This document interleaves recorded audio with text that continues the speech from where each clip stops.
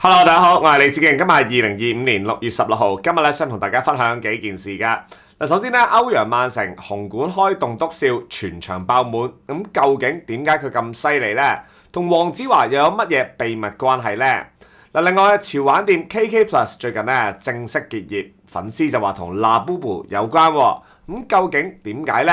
？Labubu 又點解咁受歡迎呢？最後，以色列同埋伊朗嘅衝突越演越烈，但係特朗普竟然否決咗刺殺哈梅內伊嘅計劃喎，咁究竟係唔係真嘅呢？內塔尼亞胡話要防止核屠殺，背後又有乜嘢陰謀呢？咁開始之前，希望大家喺右下角嗰度免費訂閱我哋個頻道，留言讚好，同埋將呢條片廣傳開去，等更加多嘅市民可以了解一下西方媒體唔想你知道嘅真相。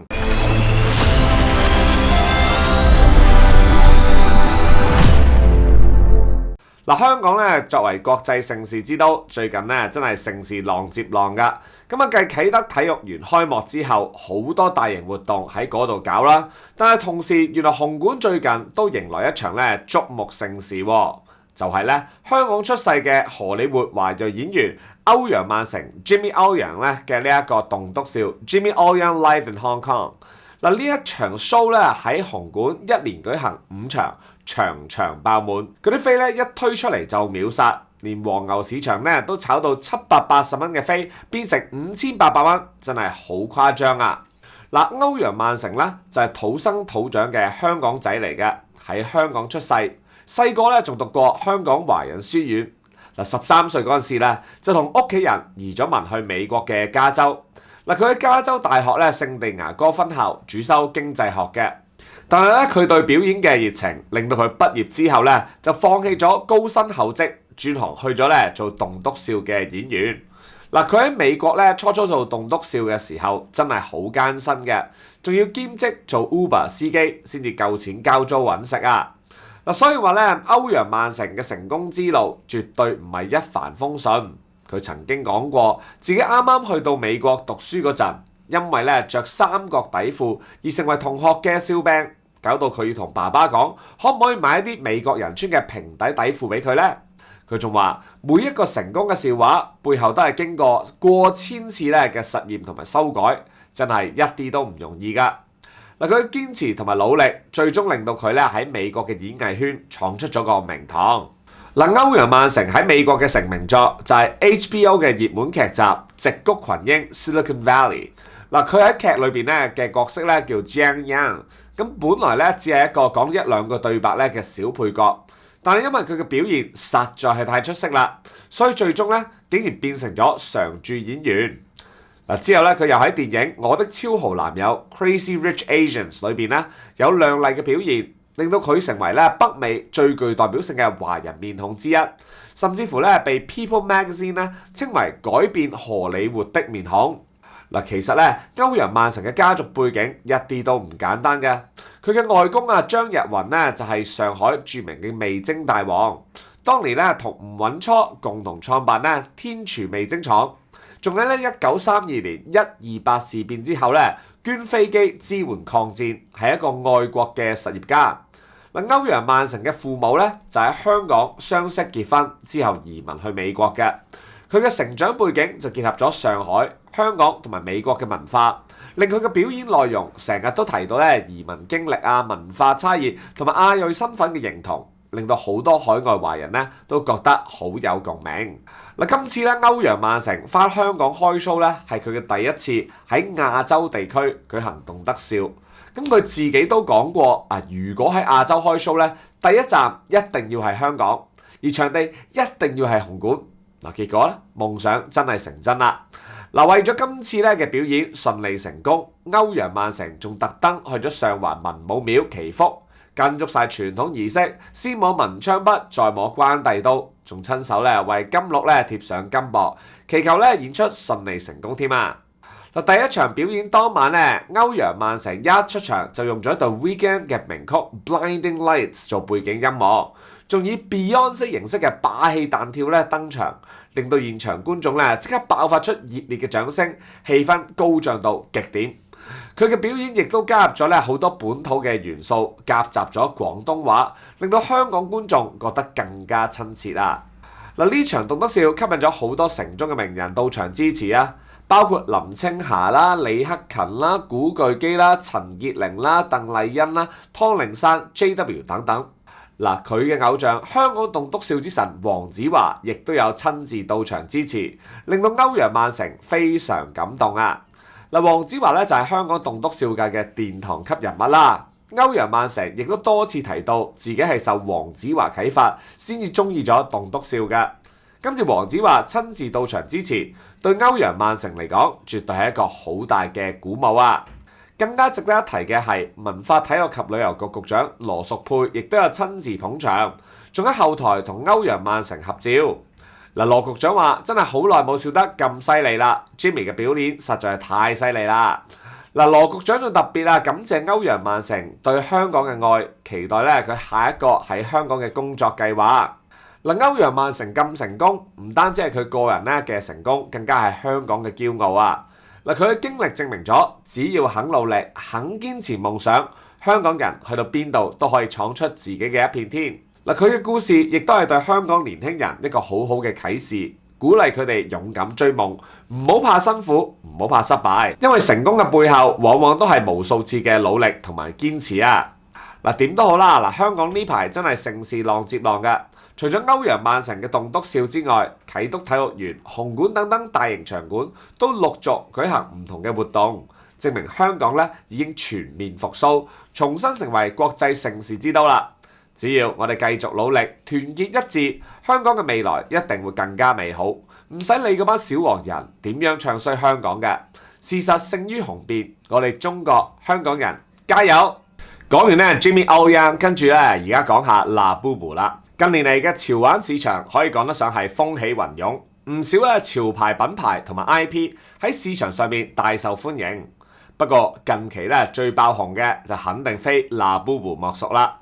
嗱，呢一隻由香港藝術家龍家星創作嘅公仔，咁最近咧喺全球掀起咗一場前所未有嘅熱潮，甚至乎令到香港本地嘅潮玩店 KK Plus 都要執笠收場，真係令人震驚啊！Labubu 嘅故事其實要由呢一個泡泡瑪特，即係 Pop Mart 呢間內地嘅潮玩公司講起嘅。咁Pop Mart 咧就係一間2010年成立嘅中國潮玩公司，主打盲盒經濟。推出咧各種隱藏版嘅公仔，成功吸引年輕消費者嘅注意。泡泡瑪特咧2020年12月11號成功喺香港交易所上市，當時嘅市值一度高達1000億港幣，成為全球潮玩界嘅龍頭企業。Labubu 呢個角色咧就係 Pop Mart 旗下最受歡迎嘅 IP 之一。Labubu 咧就係由香港本地藝術家龍家星創作嘅一個北歐森林精靈角色。龍家星本身係一個土生土長嘅香港人。佢嘅藝術風格偏向另類同埋怪誕嘅，作品經常帶有一種黑色幽默嘅元素。Labubu 嘅外形就好特別嘅，有一對直立嘅長尖耳仔、9隻尖牙，同埋有少少邪惡嘅微笑嘅。睇落嚟有啲醜怪，同時有啲可愛喎。但係就正正擊中年輕人嘅心啦。講到 Labubu 嘅爆紅之路，就一定要提到2024年發生嘅一件事啦。當時Blackpink 嘅 Lisa 喺自己嘅 IG 上邊隨手 post 咗2張同 Labubu 嘅合照，之後居然引發全球潮玩界嘅大地震。之後 Rihanna 啦、碧咸啦、Dua Lipa 啦，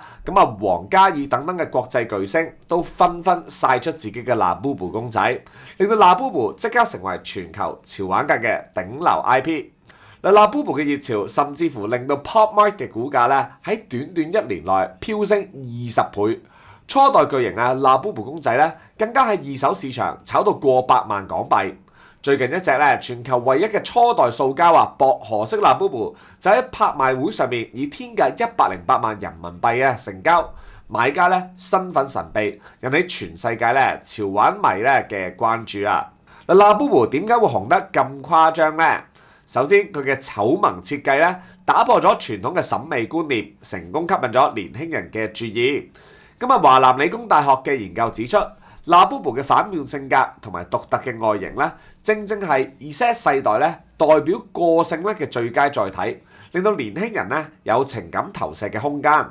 嗱，其次咧就係社交媒體嘅病毒式銷售同埋名人效應。咁啊，PopMart 嘅國際戰略負責人啊 Kevin Zhang 咧都承認 Labubu 爆紅，主要就因為 Blackpink Lisa 自發性咧嘅一條社交媒體動態，之後再由咧其他巨星推波助瀾，令到呢一隻公仔咧成為潮流界嘅社交貨幣。再加上啦 ，PopMart 喺網上推出大量嘅 Labubu 嘅表情包同埋改裝影片，持續咧製造熱度，令到 Labubu 嘅人氣咧居高不下。最後咧就係產品咧嘅稀缺性同埋收藏經濟啦。PopMart 就係透過盲盒嘅方式咧，將購買變成一種充滿驚喜嘅體驗，成功咧提高咗消費者嘅購買率。你要抽到 Labubu 咧嘅機率咧係極低嘅，淨係得0.69%。令到粉絲咧爭相搶購，二手市場咧嘅炒價更加係節節攀升，成為年輕人嘅身份象徵啊！Labubu 嘅熱潮甚至乎影響到香港本地嘅潮玩市場。最近香港朗豪坊嘅潮玩店 KK Plus 就宣布結業啦。咁店裏邊嘅產品咧低價清貨，吸引咗大量嘅顧客咧入場掃貨。咁當中咧有忠實粉絲就以6折嘅價錢咧買咗一隻原價咧25,000蚊嘅 Bear Brick 公仔，覺得好抵，因為平咗一半啊嘛。但係亦都有常客表示咧店鋪結業，可能係因為 Labubu 嘅熱潮搶走咗生意，令到咧其他潮玩品牌咧嘅市場空間大幅收窄。其實咧，香港作為國際嘅潮流之都，應該好好把握咧 Labubu 呢個潮玩熱潮嘅商機。Labubu 嘅創作者龍家星本身就係香港人啦。香港政府同埋商界係咪應該主動同 PopMart 合作，舉辦更加多 Labubu 嘅展覽同埋活動，吸引更加多國際潮玩迷嚟香港消費，帶動本地嘅旅遊同埋零售業去發展啊！而且咧 Labubu 嘅成功，亦都再次證明咗我哋香港創意產業嘅潛力。香港政府應該加大力度支持本地嘅藝術家同埋設計師，培養更多有潛力嘅 IP， 透過內地咧龐大市場同埋國際影響力，將香港嘅創意產品咧推向全球啊！事實上咧 Labubu 喺南韓咧嘅線下銷售，曾經因為太受歡迎，產生咧安全隱患咧而暫停㗎，證明咧呢個 IP 嘅熱度真係超乎想像，誇張到引發咗安全問題。所以香港咧喺推廣潮玩嘅同時咧，亦都應該咧注意活動嘅安全管理，避免出現類似嘅情況啦。點都好啦，Labubu 嘅爆紅並唔係偶然，而係香港創意同埋內地市場結合嘅成功典範。香港要把握呢個機遇，就一定要主動出擊，加強同內地企業嘅合作，發揮香港嘅創意優勢。咁樣先至可以喺潮玩市場上邊佔一席位，令到香港嘅經濟同埋文化發展更上一層樓啦。講完 Labubu，跟住講下伊朗啦。以色列侵略巴勒斯坦已經由2023年10月遲直去到依家。以色列唔單止不斷轟炸加沙地帶，攻擊約旦河西岸，造成大量平民死亡，局勢惡化。佢哋甚至乎對巴勒斯坦人進行種族清洗，連小朋友都唔放過，毫無人性。偏偏美國因為政治利益就包庇以色列，令到佢哋更加有恃無恐。唔怪得知佢哋最近已經越嚟越過分啦。最近中東局勢又再升溫。6月13號，以色列突然向伊朗發動大規模空襲，襲擊咗伊朗首都德黑蘭、伊斯法罕同埋納坦茲等地嘅核設施。根據伊朗官方公佈，襲擊造成至少78人死亡，超過320人受傷，當中大部分係平民婦孺，真係令人髮指㗎。以色列嘅空襲仲殺死咗伊朗革命衛隊嘅情報負責人穆罕默德卡扎米，同埋另外2個高級官員，仲有多個核科學家遇害。伊朗嘅核能力受到嚴重嘅打擊啊！伊朗當然唔會坐以待斃啦，即刻向以色列發動反擊，發射大量導彈同埋無人機，襲擊以色列北部城市海法嘅煉油設備。導致管道嚴重受損，海法多棟建築物被擊中，造成至少13人死亡，380人受傷。以色列全國即刻進入緊急狀態，關閉領空，連航班都停晒，情況非常混亂啦。以色列總理內塔尼亞胡就話：今次嘅襲擊伊朗係要為咗防止所謂嘅核屠殺。佢仲聲稱以色列掌握情報，話伊朗距離成功製造核武器淨係得幾個月時間，佢哋唔可以坐視不理。內塔尼亞胡更加話襲擊可能導致伊朗政權更替，因為伊朗政權咧已經非常薄弱，80%咧嘅伊朗人都想推翻呢一班咧神學暴徒喎。但係咧內塔尼亞胡呢啲講法明顯就係藉口，實際上就係想推翻伊朗政權，達成佢哋嘅政治目的啫嘛。嗱，其實咧內塔尼亞胡一直以嚟都係咧以色列政壇嘅強硬派人物，喺咧96至99年啦、09至21年啦，仲有22年啦，去到依家已經第3度咧做以色列總理㗎啦，係以色列咧歷史上面任期最長嘅總理。佢一直咧主張對伊朗咧採取強硬措施，反對伊朗發展核計劃，仲多次咧公開威脅要攻擊伊朗嘅核設施啊！今次嘅襲擊明顯就係內塔尼亞胡嘅一貫作風。而美國總統特朗普啊，雖然表面上話美國冇參與襲擊，但係咧佢就公開讚揚以色列嘅行動，仲話伊朗錯過咗同美國達成咧核協議嘅機會，話伊朗將會付出沉重嘅代價。特朗普仲話美國隨時咧準備介入以伊衝突。如果咧伊朗攻擊美國，美軍將會以前所未有嘅規模反擊，仲話可以輕易解決以伊衝突，甚至乎提出可以請俄羅斯總統普京做調解人，真係搞笑啊！你嘅話上任嘅第一日就可以解決烏克蘭啊同埋咧俄羅斯嘅衝突啦。特朗普仲透露咧，以色列曾經提出刺殺伊朗最高精神領袖呢個哈梅內伊嘅計劃，但係佢就否決咗。佢話因為咧伊朗未殺過美國人，所以佢哋唔會追究咧伊朗政治領導人嘅責任。不過咧特朗普呢啲講法真係好荒謬嘅，因為實際上佢就係想利用以色列係打擊伊朗，逼伊朗屈服，達成同美國咧係呢個協議佢達成佢呢個咧政治嘅目的嘅。而且咧呢個特朗普同普京通咗50分鐘電話，討論咧以伊局勢。普京咧當時仲譴責緊以色列襲擊伊朗㗎。特朗普就話美國可能會介入，仲話咧普京準備做好調解人喎，真係唔知佢亂噏啲乜嘢啦。嗱，其實咧伊朗同以色列嘅恩怨唔係今日先開始嘅，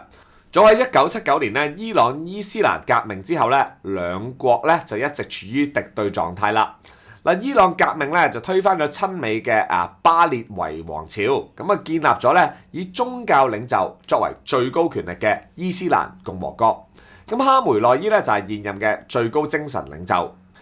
伊朗革命之後，伊朗一直咧都反對以色列嘅存在，支持巴勒斯坦同埋黎巴嫩真主黨等等咧反以色列嘅組織。兩國咧關係一直都非常緊張嘅。